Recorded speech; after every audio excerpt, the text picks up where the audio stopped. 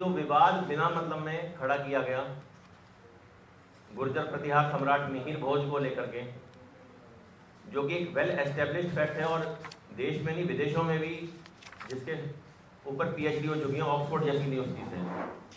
पहला तो ये है, उसके ऊपर आचार्य जी पूरा विस्तार से समझाएंगे। इसके अलावा जो हमने अभी राज्यपाल जी को और मुख्यमंत्री जी को जो पीछे पत्र भेजा है, जो भी इस इतिहास के लिए एक कमेटी का गठन किया गया है, उसमें हमने दो आपत्तियां हैं वो उठाई हैं। पहली आपत्ति तो ये है कि उसमें लिखा गया है कि भी गुर्जर वर्सेस क्षत्रिय, जो कि सरासर गलत है। क्षत्रिय एक वर्ण है और गुर्जर एक जाति है, तो वहाँ होना चाहिए राजपूत वर्सेस गुर्जर, क्योंकि जाति की बात है। आज बात जाति की हो रही है, ना कि वर्ण की। वर्ण में तो क्षत्रिय में तो बहुत जातियाँ आ गई। दूसरी मांग हमारी जो मुख्य मांग ये है वो ये है, हम उसके मुख्य पक्षकार हैं, हम पार्टी हैं उस केस में, और उसमें हमसे अनुमति लेनी चाहिए थी सरकार को कि भाई किस प्रतिनिधि को उसमें रखा जाए। तो हमारा ही नहीं, हमारे पूरे समाज का, समस्त गुर्जर समाज का ये कहना है और ये मांग है सरकार से कि उसमें हमारे जो प्रतिनिधि रखे जाएं वो आचार्य वीरेंद्र विक्रम जी रखे जाएं, न कि उसमें कोई वकील, क्योंकि वकील का विषय अलग होता है। वकील कोर्ट में लड़ता है और जो तथ्य और साक्ष्य जो प्रस्तुत किए जाते हैं वो उस व्यक्ति से करे जाते हैं जो उस विषय का ज्ञाता होता है। तो इन सभी बिंदुओं पर गुर्जर वर्सेस राजपूत प्लस जो गुर्जर प्रतिहार सम्राट मिहिर भोज का जो इतिहास है, उसके साक्ष्य हैं, उसके प्रमाण हैं शिलालेखों के आधार पर, उसके लिए हम सभी का मार्गदर्शन करेंगे आचार्य वीरेंद्र विक्रम जी।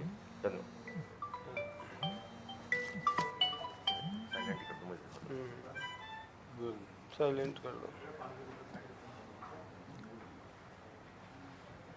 मैं अपने सभी पत्रकार बंधुओं का और छायाकार बंधुओं का हार्दिक अभिनंदन करता हूं, स्वागत करता हूं। आज की इस प्रेस वार्ता में जैसा कि भाई अनुराग गुर्जर जी ने बताया कि आज की प्रेस कॉन्फ्रेंस इतिहास के विषय को लेकर के है, और उन्होंने जो एक दो आपत्तियां थी वो भी आपके सामने रखी। देखिए, इतिहास किसी भी देश का भावी पीढ़ियों को प्रेरणा देने का काम करता है, तो ये बहुत बड़ी जिम्मेदारी सरकार और समाज की है कि तथ्यों पर आधारित, कल्पना से परे जो वास्तविक तथ्यपरक जो इतिहास है वो हमारी भारत की पीढ़ियों को विद्यालयों में पढ़ाया जाना चाहिए। और यदि हम गलत तथ्यों के उलट जाकर के अगर कल्पना के आधार पर कोई मनगढ़ंत सिद्धांत चलाते रहेंगे तो इतिहास नहीं, वो एक कपोल कल्पना है। इसलिए हमारा ये कहना है कि इतिहास धरोहर होती है किसी भी देश की, और वो एक बहुत बड़ा स्रोत होता है किसी भी देश के उस रास्ते का जो उसने तय किया है।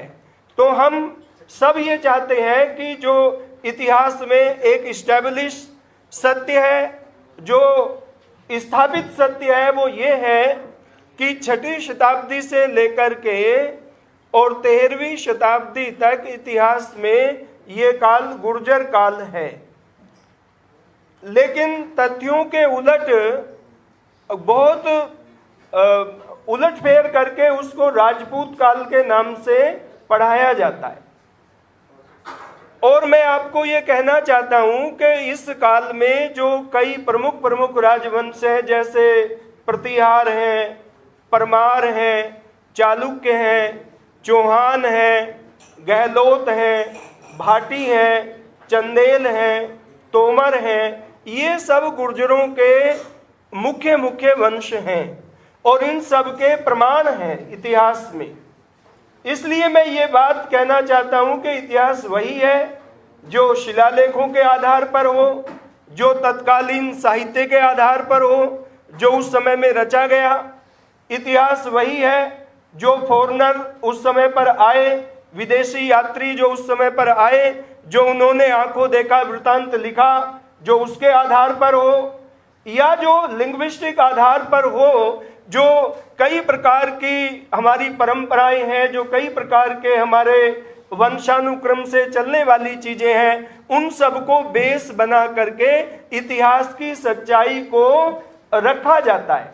इसलिए मैं आपको ये निवेदन करना चाहता हूं कि पहला जो प्रश्न अभी जो अनुराग जी ने रखा था कि क्षत्रिय वर्सेस गुर्जर किया गया। अब आप देखिए, क्षत्रिय कोई जाति नहीं है, क्षत्रिय एक वर्ण है, और वर्ण जो है वो गुण कर्म स्वभाव के अनुसार होता है, व्यक्ति के द्वारा चुना जाता है, और जाति बाई बर्थ होती है। तो जैसे बाई बर्थ गुर्जर एक जाति है, वैसी राजपूत भी बाई बर्थ एक जाति है। क्षत्रिय, और हमारे शास्त्रों में इसका प्रबल उल्लेख है, जन्मना जायते शूद्र संस्काराद्य जुच्यते। शास्त्र कहते हैं कि जन्म से तो सभी शूद्र होते हैं, पर संस्कार से मनुष्य द्विज बनता है। द्विज का अर्थ है ब्राह्मण, क्षत्रिय और वैश्य। वो संस्कार के द्वारा ही बनता है, नहीं तो अगर संस्कार न हो, वो योग्यता और गुण संपादित ना हो, तो वो शूद्र ही रहता है, चाहे वो ब्राह्मण के घर में पैदा हुआ हो। आप देखिए, मनुस्मृति में आता है, ये 10वें अध्याय का 65वां श्लोक है मनुस्मृति का। उसमें दिया, शूद्रो ब्रह्मणे तामेति ब्रह्मणश्चैति शूद्रताम क्षत्रिय जातमेवंतु विद्याद् वैश्यास् तथैव च। इसमें कहा गया कि अगर कोई शूद्र भी गुणी हो जाता है और वह योग्यता संपादित करता है, तो वो ब्राह्मणत्व को प्राप्त कर लेता है, ब्राह्मण वर्ण में गिना जाता है। और ब्राह्मण भी अगर विद्यादि गुणों से हीन हो जाता है, तो वो भी शूद्र वर्ण को प्राप्त कर लेता है। तो ये जन्म पर नहीं बल्कि कर्म पर आधारित वर्ण व्यवस्था थी। अब उस वर्ण व्यवस्था को अगर आप जाति पर थोपेंगे, तो वर्ण का सारा महत्व जो है वो समाप्त हो जाएगा। और उस आधार पर तो और भी कई जातियां, जो पैमाना आप लेकर चलते हैं उस आधार पर, तो उस पैमाने से तो गुर्जर भी क्षत्रिय में ही आ जाते हैं, पर वो पैमाना क्षत्रिय का नहीं है। क्षत्रिय का पैमाना गुण कर्म स्वभाव का है। गीता, मैंने मनुस्मृति का प्रमाण दिया, गीता में भी इस बात को स्पष्ट कहा, चातुर्य वर्णम मया सृष्टा गुण कर्म स्वभाव से, कि चारों वर्ण जो रचे गए हैं वो गुण और कर्म के आधार पर ही बने हैं। अब गीता भी यही बात करी। आपस्तंभ धर्म सूत्र है, आपस्तंभ धर्म सूत्र प्राचीन ऋषियों के सूत्र हैं, उसमें भी बिल्कुल यही बात कही गई कि जब व्यक्ति उत्तम उत्तम कर्म करते हुए गुणों को प्राप्त करता है, तो वो उच्च उच्च वर्ण को प्राप्त करता जाता है, और जब वो पतन के कार्य करता है, गुणों से रहित होता है, तो निम्न वर्ण को प्राप्त होता जाता है। तो जो हमारी गुण कर्म स्वभाव पर आधारित वर्ण व्यवस्था है, उस पर वो कोई जाति नहीं है। आज आप उसको जाति बता रहे हैं, और सरकार भी ये गलती कर रही है कि वो क्षत्रिय वर्सेस गुर्जर कर रही है। क्षत्रिय वर्सेस गुर्जर नहीं है, ये गुर्जर वर्सेस राजपूत है। एक तो इस बात का नोटिस लिया जाए, हम इस बात को स्पष्ट करना चाहते हैं। दूसरी बात मैं ये कहना चाहता हूं कि जो इतिहास में गुर्जरों का कार्यकाल है, प्रतिहार सम्राट मिहिर भोज, ये प्रतिहार डायनेस्टी के 9वीं शताब्दी के बहुत ही प्रतापी सम्राट हैं, और इस वंश को गुर्जर प्रतिहार ही सब रिकॉर्ड में ये दर्ज है। आज से नहीं, अंग्रेजी जमाने से, जब से शिलालेख मिले, खोज हुई, पुरातत्व विभाग ने इस पर काम किया, तो वहां पर सब जगह और दुनिया की सब यूनिवर्सिटी में उसको गुर्जर प्रतिहार के नाम से ही जाना जाता है। ऑक्सफोर्ड यूनिवर्सिटी में जब बीएन पुरी ने इस पर पीएचडी की 1957 में, तो वहां भी उन्होंने उसका शीर्षक ये रखा, गुर्जरा प्रतिहारा, गुर्जर प्रतिहार। आज भी आप पुरातत्व के संग्रहालय में चले जाओ, वहां भी गुर्जर प्रतिहार ऊपर उस पर लिखा हुआ है। तो ये गुर्जर प्रतिहार इस वंश की, डायनेस्टी की पहचान है, जो शिलालेखों में अंकित है। उसे मिटाया नहीं जा सकता। कल आप कहोगे कि स्कंदगुप्त और समुद्रगुप्त के सामने से गुप्त हटा दो, चूंकि गुप्त एक जाति भी है। अब आप कहोगे कि गुप्त हटा दो तो स्कंद के नाम से कोई जानेगा और समुद्र के नाम से कोई जानेगा। उन सम्राटों को आज स्कंदगुप्त, चंद्रगुप्त कहा जाता है और चंद्रगुप्त मौर्य के नाम से उस डायनेस्टी की पहचान है। तो ये डायनेस्टी का नाम है, उस डायनेस्टी के नाम को आप मिटा नहीं सकते। और ये नाम क्यों पड़ा? ये नाम इसलिए पड़ा क्योंकि उनका ओरिजिन उस समय गुर्जर था। उसको सब आसपास के जितने भी राज्य थे वो गुर्जर कहकर ही संबोधित करते थे। आप देखिए, दक्षिण में 300 सालों तक जो लगातार एक राष्ट्रकूटों की सत्ता चली, जो कर्नाटक के राष्ट्रकूट थे, और कन्नौज में और उत्तर भारत में इधर प्रतिहारों की सत्ता थी, बंगाल में पालों की सत्ता थी उस समय। तो राष्ट्रकूटों ने अपने शिलालेखों में उनको स्पष्ट गुर्जर ही कहा, और इसी तरह से पालों ने भी उनको गुर्जर कहा। और पाल और राष्ट्रकूट ही नहीं, जो विदेशी यात्री आए उन्होंने भी उनके देश को गुर्जर देश और उनको गुर्जर कहा। अब विदेशी राइटर भी कह रहे हैं, जो उनके पड़ोसी राज्य हैं जिनसे उनकी संघर्ष चले शताब्दियों तक, वो भी उनको गुर्जर कह रहे हैं। और प्रतिहारों के 2 शिलालेख हैं। एक तो राजौरगढ़ का शिलालेख, उसमें प्रतिहारों को स्पष्ट रूप से, प्रतिहार से पहले गुर्जर शब्द लिखा हुआ है, जो 960 ईस्वी का शिलालेख है। राजौरगढ़ जो अलवर जिले में राजस्थान में पड़ता है, तो उसमें गुर्जर प्रतिहार स्पष्ट रूप से अंकित है। और उसमें यह भी कहा गया कि गुर्जर यहाँ राजा तो है ही, चूंकि वो माथन देव का शिलालेख है जो वहां का राजा था, जिसके लिए लिखा परम भट्टारक महाराजा धीराज परमेश्वर माथन देव। और वो कन्नौज के गुर्जर प्रतिहार महीपाल का सामंत था। महीपाल मिहिर भोज के पौत्र थे। सम्राट महीपाल का सामंत ये अलवर का राजा था। तो इस प्रकार से वहां उसके लिए गुर्जर प्रतिहार शब्द का स्पष्ट प्रयोग है। और प्रतिहारों की एक शाखा, जो दूसरी शाखा है, जिसके हरिराज एक शासक है और वो कदवाहा का शिलालेख है, वो वहां मठ में दीक्षा लेने जाते हैं। दीक्षा ग्रहण करने से पहले जो मठ का साधु है, जो धर्म गुरु है, वो वहां उनके वंश का, उनके गोत्र का और जाति का उल्लेख किया गया है।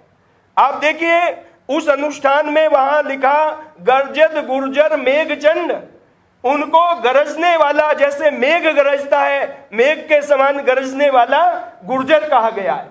और प्रतिहार गोत्रम, वहां कहा कि प्रतिहार गोत्रम की इसका जो गोत्र है वो प्रतिहार है। वहां प्रतिहार स्पष्ट रूप से गोत्र अंकित है। और वहां क्या कहा? नृप चक्रवर्ती।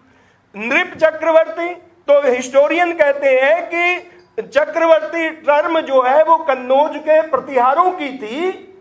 इस चक्रवर्ती टर्म से ये ज्ञात होता है कि ये कन्नौज के प्रतिहारों की ही शाखा है, क्योंकि चक्रवर्ती सब राजा नहीं लगाते हैं। अब वो कन्नौज के प्रतिहारों की शाखा होने के कारण ही चक्रवर्ती टर्म का प्रयोग करते थे। ये एपिग्राफिया ऑफ इंडिया में स्पष्ट रूप से ये चीजें सब दर्ज हैं। ये पुरातात्विक सच्चाई है जो मैं आपके सामने प्रकट कर रहा हूं।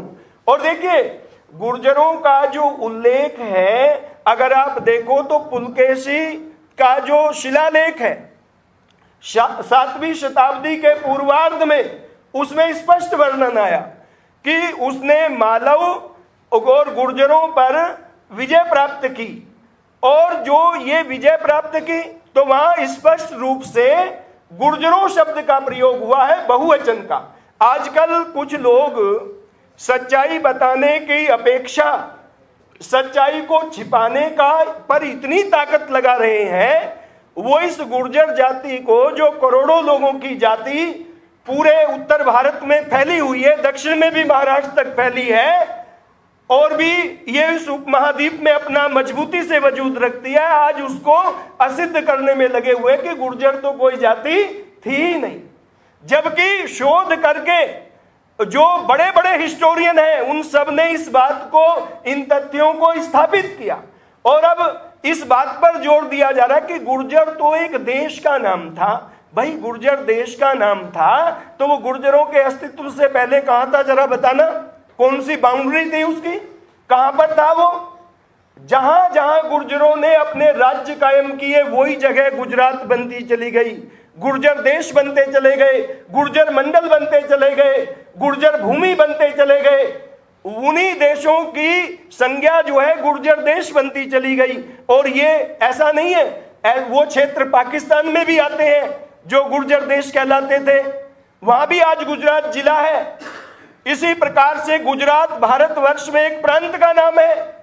कभी जो है पंजाब का ये इलाका जो पाकिस्तान में गया है वो भाग जो है वो गुजरात कहलाता था, गुर्जर देश कहलाता था। सहारनपुर भी 18वीं शताब्दी में गुजरात कहलाता था, ग्वालियर गुर्जरगढ़ कहलाता था। इसी प्रकार से बहुत सारे गुजरात जहां जहां गुर्जरों की टेरिटरी थी, और ये गुर्जर भूमि, गुर्जर मंडल, ये उनकी टेरिटरी के लिए प्रयोग होता था। और उनकी उपाधियां क्या थी? गुर्जरेश्वर, गुर्जराधिराज, गुर्जराधिपति, गुर्जरनाथ, गुर्जर नृप। अब आप देखिए भड़ोच का जो शासक था दद्दा, हर्षवर्धन के जमाने में, उसके शिलालेख में, शिलालेख क्या कोपर प्लेट है उसकी, तो उसमें स्पष्ट लिखा है गुर्जर नृपति वंश, गुर्जर नृपति वंश लिखा है उसको स्पष्ट रूप से कि उसका जन्म गुर्जर नृपति वंश में हुआ। अब आप देखिए गुर्जर नृपति वंश वहां उसके उसमें दर्ज है, इसे कैसे देश का नाम बनाओगे आप? और इसी प्रकार से अकेला वही उदाहरण नहीं है उस समय का, पुलकेशी का भी उसी के समय का है, हुएनसांग भी उसी समय आया भारत में, जो चीनी यात्री था। हुएनसांग की एक पुस्तक है सियुकी में उसने जो अपने यात्रा वृतांत का पूरा वर्णन किया है, उसमें उसने भीलमाल जो गुर्जरों का राज्य था उसका वर्णन किया, भड़ोच का भी वर्णन किया। और वो लिखता है कि इस गुर्जर राज्य का जो राजा है वो नौजवान क्षत्रिय है और वो जो है बहुत बुद्धिमान है, उसकी प्रशंसा करते हुए लिखता है। वो भी गुर्जर देश का, राज्य का और उस राजा का वर्णन करता है। इसी प्रकार से आप देखेंगे तो ये वर्णन लगातार शिलालेखों में 6वीं शताब्दी से चल रहा है।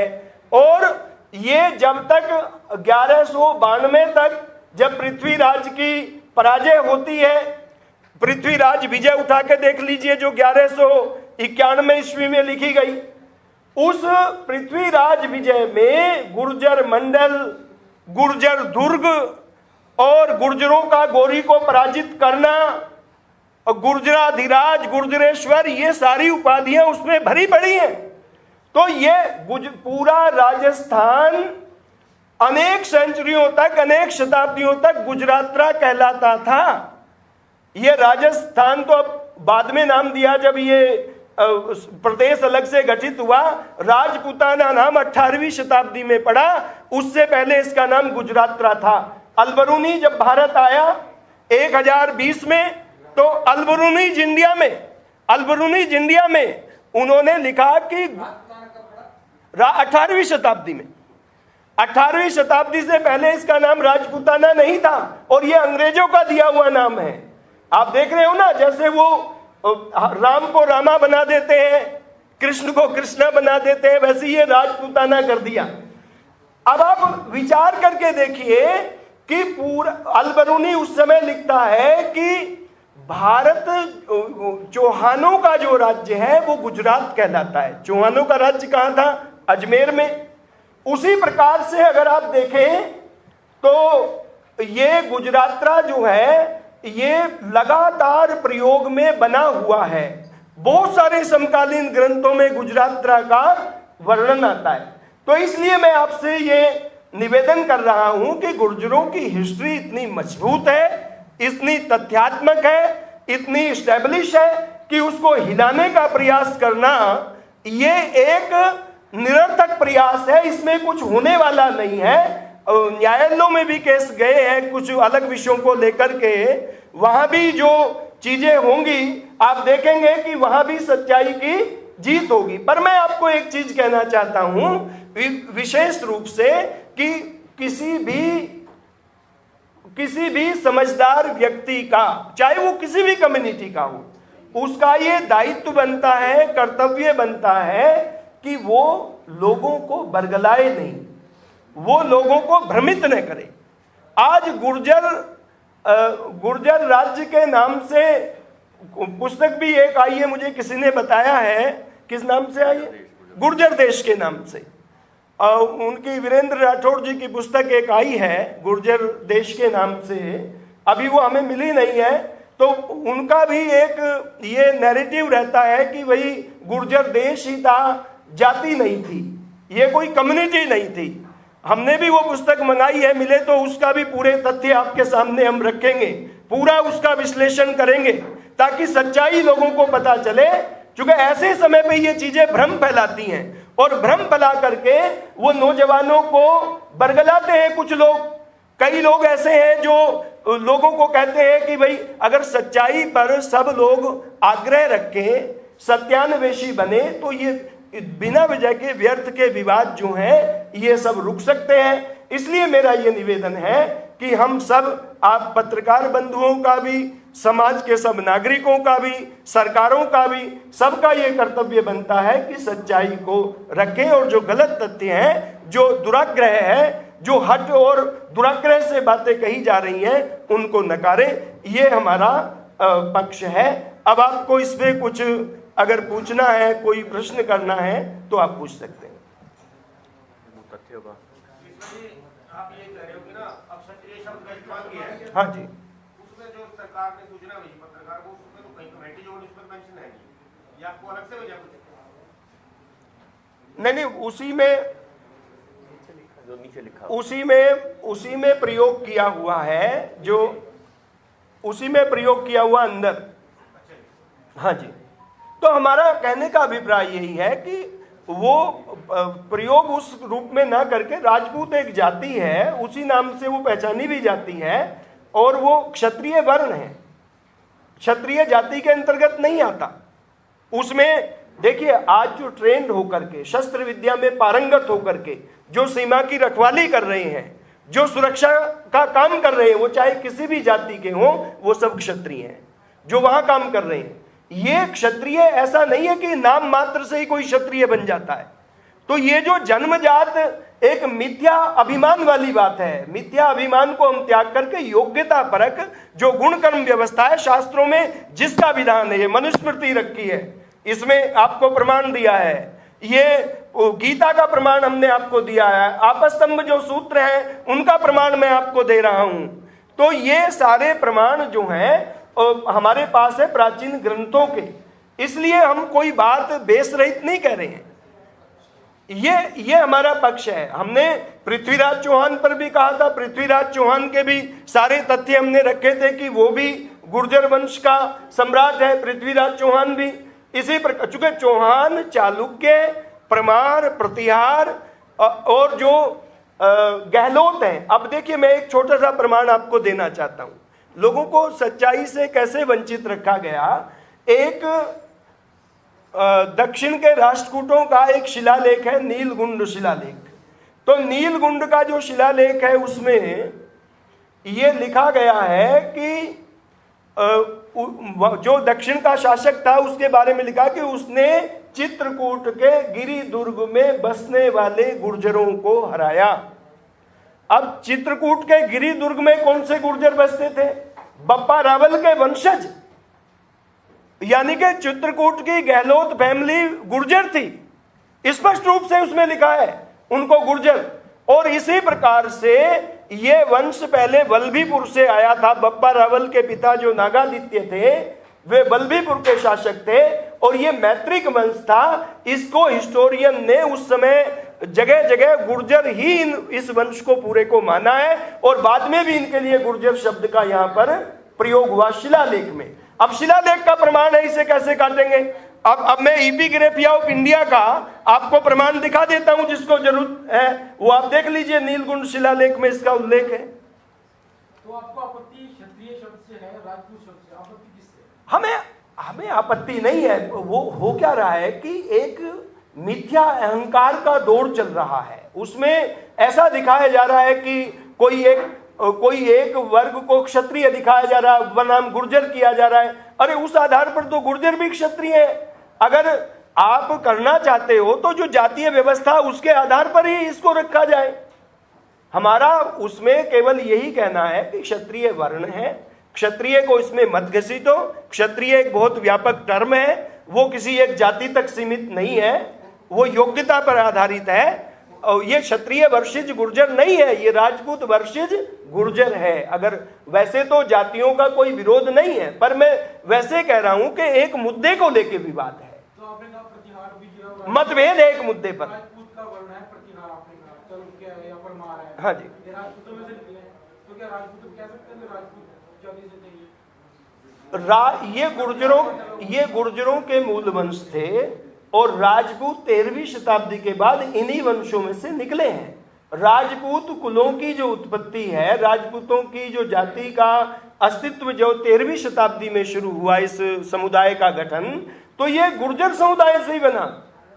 उस समय जो गुर्जरों के परिवार थे उन्हीं में से कुछ लोग जो हैं वो राजपूत संज्ञा के साथ एक अलग जाति बन गई। उससे पहले राजपूत कहीं जाति नहीं है। राजपूत शब्द का प्रयोग बहुत जगह होता है, पर वो किसी जातीय सेंस में नहीं है, वो राजा की संतान या राजकुमार के अर्थ में प्रयोग हुआ है। जातीय अर्थ में इसका जो प्रयोग होना शुरू हुआ है वो 13वीं शताब्दी के बाद हुआ है।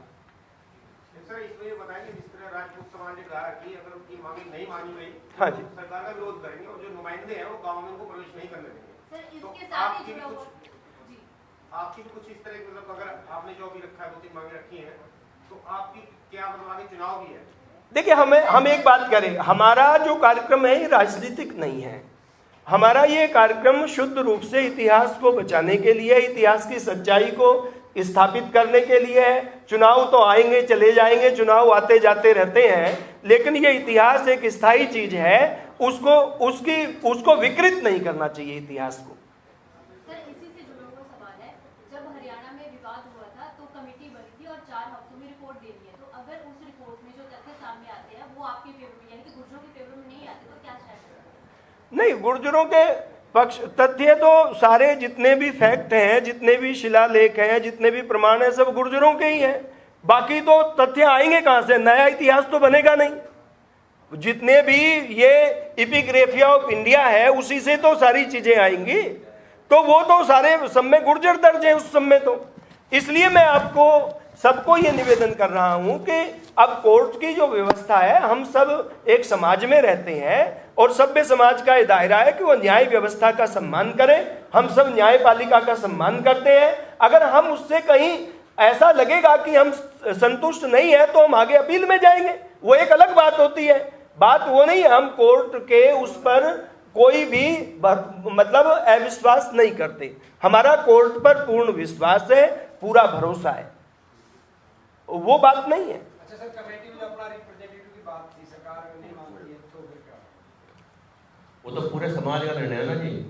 पूरे समाज ने ये बोला है कि आचार्य वीरेंद्र विक्रम जी को रखा जाए। जब हम पक्षकार है तो हमारी नहीं सुन रही सरकार, फिर किससे उम्मीद करी जाएगी? बताओ ना, फिर तो कोर्ट में जाएंगे। और दूसरी चीज क्या है, मैं आपको क्लियर कट बताऊं, ये ऑक्सफोर्ड से पीएचडी हुई है, वेल एस्टेब्लिश फैक्ट है, और आज कोई नई बात नहीं है। डीडी न्यूज 6 साल पहले डॉक्यूमेंट्री बना चुका है, जिनके मेरे पास नंबर सेव थे उनको भेज चुका हूँ मैं। हिस्ट्री चैनल पर बना चुका है, जी हिंदुस्तान बना चुका है, और गुर्जर सम्राट मीर भोज, गुर्जर प्रतिहार वंशी कह के, गुर्जर प्रतिहार वंश ही कह के करा है। और आप ज़्यादा दूर नहीं जाओ, पिंजौर में भीमा देवी टेम्पल, वहाँ देख लो बोर्ड लगा हुआ गुर्जर प्रतिहार का। और इससे पिछली वाली जो सरकार थी, हुड्डा सरकार, उसने लगाया था, तो मतलब 12-13 साल पहले, 14 साल पहले का बोर्ड लगा हुआ है। तो ऑलरेडी जो वेल एस्टेब्लिश फैक्ट है उन्हें आप कैसे डिमोलिश कर सकते हो? मैं ये चीज़ आपसे पूछना चाहता हूँ, जो ऑलरेडी जिस पे ऑक्सफोर्ड में पीएचडी, अभी जॉन की आप इंडिया, जॉन की बुक है, ब्रिटिश हिस्टोरियन है, इंडिया और हिस्ट्री, वो पढ़ो आप, उसमें क्लियर दे रखा है, उसने पूरा दे रखा कि गुर्जर प्रतिहार थे, गुर्जर उनकी जाति थी। गुर्जरात्रा का अर्थ होता है गुर्जरों द्वारा रक्षित प्रदेश। उस चीज को कैसे डिनाई कर देंगे? इस पूरे मामले में सरकार को कैसे देखते हो? हरियाणा सरकार ने जो कमेटी बनाई और जो मीटिंग हुई सीएम हाउस में, एक बार बात ये कही थी कि विवाद शांत हो गया है। नहीं, विवाद इस पे तो ये तो निर्विवादित है, तो विवादित किया जा रहा है, इस पे तो विवाद ही नहीं है। अब मेरी बात सुनो, मैं जबरदस्ती आपसे बोलूं भैया ये कपड़े तो मेरे हैं, आपने पहन रखे हैं, इसका क्या इलाज है बताओ आप? ये सब क्या बोलेंगे? ये बोलेंगे ना भाई ये बुद्धिहीन व्यक्ति है, दूसरे के सामान को झपटने वाला काम कर रहा है। खाली देखिए मैंने भेज भी दिया है और डॉक्यूमेंट्री प्रूफ्स मैंने सबको व्हाट्सएप भी कर दिए हैं, जिनके पास नहीं है उनको मैं दोबारा भेज दूंगा। मैं डॉक्टर रमाशंकर त्रिपाठी ने 1937 में हिस्ट्री ऑफ कन्नौज में क्लियर लिखा हुआ है इनकी जाति गुर्जर है।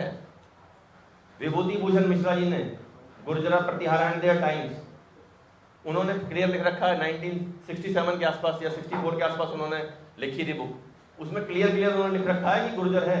तो आज से कौन सा ये कौन सा इन्हें वो आप ये कह रहे हैं राजपूत बाद में आए, पर ये भी कई जगह लिखा मिलता है, सही है गलत पता नहीं, कि सम्राट मीर भोज की जो माता थी वो राजपूत थी। नहीं भाई साहब, राजपूत नहीं, जब 1300 ईस्वी से पहले ये शब्द ही नहीं मिलता, भारत के इतिहास में किसी जाति के लिए प्रयोग ही नहीं हुआ, समझ रहे हो ना। जब ये और नहीं, प्रतिहारों को कहाँ राजपूत लिखा? एक जगह भी प्रतिहारों को कहीं राजपूत नहीं लिखा, सब जगह गुर्जर ही लिखा है। अब लाओ, हमने तो कहा प्रतिहारों को राजपूत लिखा, कहाँ दिखाओ? ये प्रमाण है, आप दिखा दीजिए। और ये सारी चीजें हमने भारत सरकार से आरटीआई लगा करके भी मांग ली हैं, आर्कियोलॉजिकल सर्वे ऑफ इंडिया से और Indian council of history research.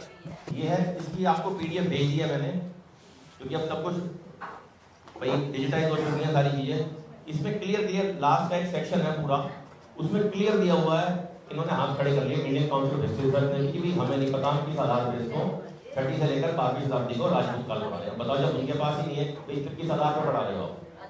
अब तो पूरे देश को भ्रमित कर रहे हो इतने वर्षों से। अब चीजें जो है वो देश के सामने आ गई और ये अब ये दबाई नहीं जा सकती है। अब ये बताओ, आप ये बोल रहे हैं ये देश नहीं था, मतलब ये देश था, ये जाति नहीं थी, तो पाकिस्तान में या अफगानिस्तान में जो गुर्जर जाति रह रही है वो कहाँ से आए? और गुर्जरा वाला, गुर्जर कोट, गुर्जर खुर्द, और मैं दुनिया भर के आपको अफगानिस्तान के और पाकिस्तान के जगहों के नाम दे दूंगा जो गुर्जरों के नाम पे ही हैं। नहीं, वैसे तो राजपूतों के नाम से भी दुनिया भर में बहुत सारी जगहें हैं।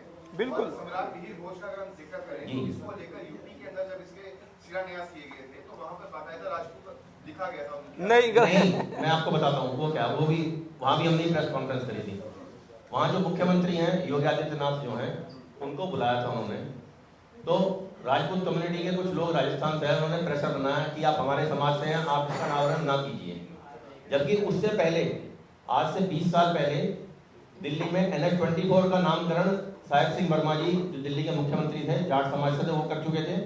और 2019 में 26 साल पहले, हाँ 26 साल पहले, और जो ये हैं त्रिवेंद्र सिंह रावत जी जो खुद राजपूत समाज से हैं और उसी उत्तराखंड से जहाँ से योगी आदित्यनाथ उर्फ अजय सिंह बिष्ट आते हैं, वहीं से ही हैं वो भी, उन्होंने भी गुर्जर सम्राट मिहिर भोज लक्सर के पालावली तिराहे पर मूर्ति का अनावरण किया। इसके साथ साथ गुर्जर लिखा हुआ मनीष सिसोदिया जी दिल्ली में, उन्होंने कोटला मुबारकपुर में गुर्जर सम्राट मिहिर भोज लिख करके ही करा। और जो ग्वालियर में जो है वहाँ भी राजपूत समाज के थे विधायक सतीश सिकरवार, जिन्होंने गुर्जर सम्राट मिहिर भोज लिख करके ही शिलान्यास किया। अब समाज के लोग प्रेशर बनाना शुरू कर देते हैं, तो नेता हैं, आपको पता ऑब्वियसली समाज के सामने तो समाज से बड़ा तो कुछ नहीं होता ना। लीलाराम गुर्जर जी का जो बयान था उसको किस तरीके से देखते हैं? लीलाराम गुर्जर जो विधायक हैं, क्या विवादित बयान दिया गया था कि हम तो छेड़ सकते हैं, आपको याद होगा? नहीं, गलत चीज का समर्थन नहीं है। बयान था, इस तरीके के बयान एक गुर्जर समाज के गुर्जर समाज का प्रतिनिधित्व वो करते हैं। देखिए आचार्य जी पहले बता चुके हैं, हम तो ये चाहते हैं इतिहास का सही पक्षधर, हम गलत चीज के पक्षधर नहीं है, वो पहले बता दिया आपको। उस चीज को आपने कंडेम भी नहीं किया ना? हाँ जी, उस चीज को आपने कंडेम भी नहीं किया। आप या तो आपकी मंच में मीडिया है, आप कंडेम कर दीजिए। देखिए हम आपको एक चीज बताएं, राजनेता आए दिन अमर्यादित बयान बहुत सारे राजनेता देते रहते हैं। हमने उन लोगों का, हम राजनीति नहीं करते, पर मैं आपको एक चीज बता रहा हूं, कोई भी आदमी अमर्यादित भाषा बोले, कोई भी बोले, तो वो उचित नहीं है। हमारा तो सबसे यही निवेदन है कि मर्यादित भाषा ही सबको बोलनी चाहिए, सबका सम्मान करते हुए सब लोगों को। देखिए कोई एक व्यक्ति गलत हो सकता है, कोई भी समुदाय गलत नहीं होता, समुदाय में बहुत लोग होते हैं, इसलिए किसी भी समुदाय के प्रति कोई भी शब्द किसी को भी गलत नहीं बोलना चाहिए, ये मेरा निवेदन है। देखिए दूसरी चीज मैं ये बोल रहा था, ये जो आर्कियोलॉजिकल एविडेंसेस है ना, आप हमारी भी नहीं मानिए, आप इनको स्टडी कीजिए, व्हाट्सएप कर रखे हैं, काफ़ी लोगों के पास पहुंच भी गए थे, और जिनके पास नहीं है उनको मैं दोबारा भेज दूंगा। मैं हम ये चाह रहे हैं, देखिए कोई विवाद नहीं है, कुछ नहीं, निर्विवादित चीज़ है, बिना मतलब में विवाद में घसीटा जा रहा है चीज़ों को, और बाकी आगे आपके सामने ही है, सारा सच आपके सामने है।